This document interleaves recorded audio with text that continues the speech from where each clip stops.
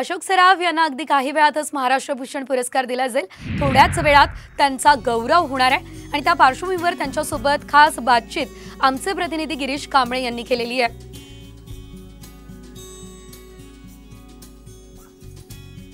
राज्यातील एक महत्त्वाचा असा महाराष्ट्र भूषण पुरस्कार जाहीर झाला तो म्हणजे अशोक सराफ यांना आज त्याचं वितरण आहे। स्वतः अशोक मामा आपल्यासोबत आहे। पुरस्कार जाहीर झाला आहे, एक मोठा पुरस्कार आहे, काय भावना आहेत?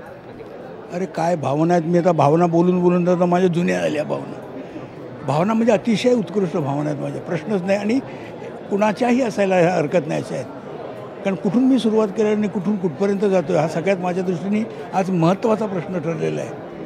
म्हणजे एक साधी बारकीशी एकांकिका प्राइजेस मिळणाऱ्या आनंदापासून आता हा महाराष्ट्राचा नंबर 1 पुरस्कार आपण जो ज्याला म्हणू तो मिळतो आहे, ही केवढी गोष्ट मोठी आहे खरं म्हणजे, नाही का? दुसरीकडे वाडकर यांना देखील पुरस्कार मिळतोय, एक संगीत क्षेत्रातील एक मोठा पुरस्कार आहे। तुमचं जे करिअर आहे ते एकत्र सुरू झालेलं आहे।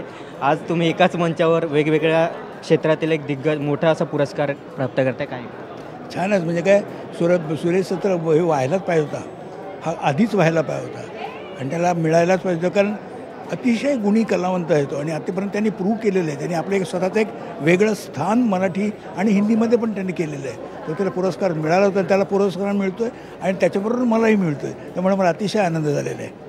थँक्यू। एकंदरीत दोन्ही म्हणजे या ठिकाणी आपण बघितलं तर कला क्षेत्रातील अभिनेते म्हणून त्यांना एक मोठा हा पुरस्कार मिळतोय, त्याबद्दल त्यांना आनंद तर आहेच, सोबत वाडकर यांना देखील हा पुरस्कार मिळतोय, त्या देखील त्यांनी आनंद व्यक्त केला। व्हिडिओ जर्नलिस्ट अनुप कुलकर्णीसह गिरीश कांबळे, साम TV, मुंबई।